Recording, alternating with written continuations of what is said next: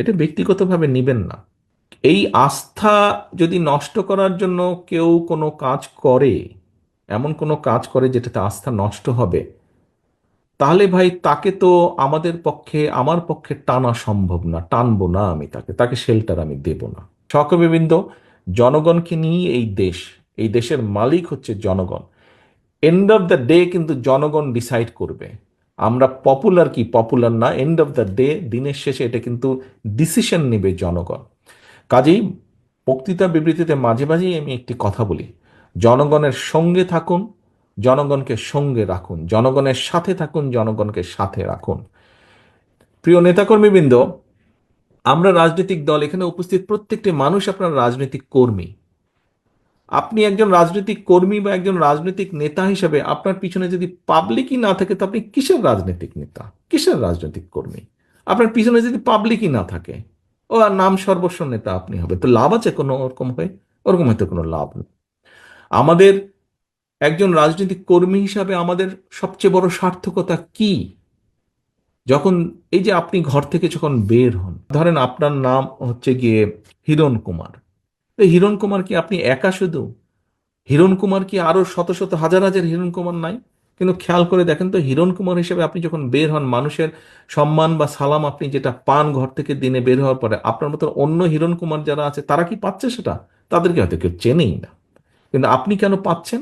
আপনি এই জন্য পাচ্ছেন যে আপনি এই দলের একজন নেতা, সেই জন্য কিন্তু আপনি সম্মান পাচ্ছেন, মানুষের 10টা মানুষের সালাম পাচ্ছেন।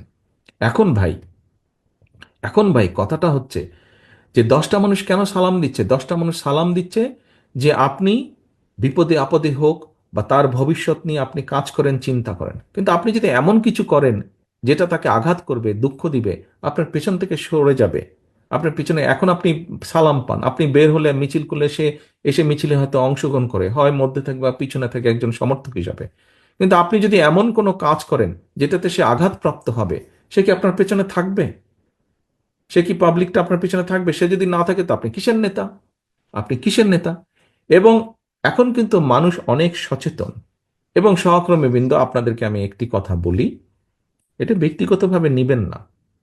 কথাটি হচ্ছে, দেখুন, আহ, মানুষ আমাদের উপর আস্থা রাখতে চাইছে, আমাদের উপরে অর্থাৎ বাংলাদেশ জাতীয়তাবাদের উপরে। মানুষ অর্থাৎ দলমত নির্বিশেষে সাধারণ মানুষ যারা ভোটার এই দেশের, তারা বিএনপির উপরে আস্থা রাখতে চাইছে।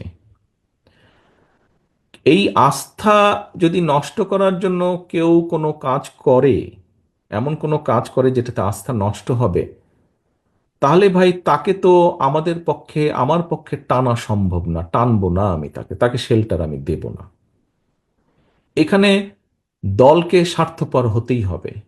কোনো ব্যক্তির কারণে, কোনো নেতার কারণে, কোনো কর্মীর কারণে যদি মানুষের আস্থা নষ্ট হয়, তাকে আমরা ওন করতে পারবো না। বিকজ আমরা বহু ঝড় ঝঞ্ঝার ভিতর দিয়ে আজ এখানে এসে দাঁড়িয়েছি, বহু অত্যাচার নির্যাতনের ভেতর দিয়ে এখানে এসে দাঁড়িয়েছি আজকে আমরা।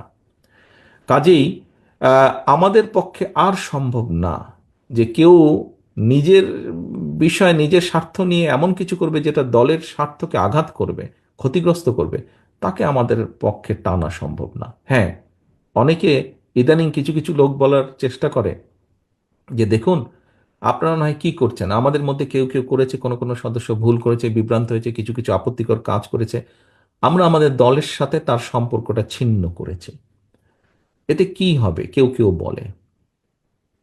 এতে কি হবে সেটা হচ্ছে পরের ব্যাপার, কিন্তু আমি আমার অবস্থান পরিষ্কার করেছি।